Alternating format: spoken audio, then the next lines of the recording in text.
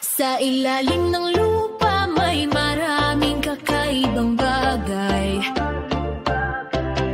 Ang mga dinosauro ay mga hari ng malayong gubat. Sila ay kumakain ng dahon o karne. Alamin natin sila at magsayawan tayo. Ang dinosauro ay sumasayaw, talagang masaya. Sabay-sabay tayong kumanta at tumawa. Halika lahat.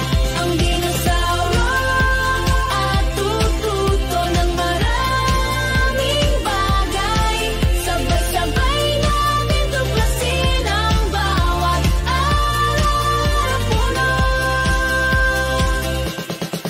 Ang Tyrannosaurus na may matatalim ng ngipin. Ang Triceratops na may tatlong sungay ay napakabayani. Ang Stegosaurus na may mahal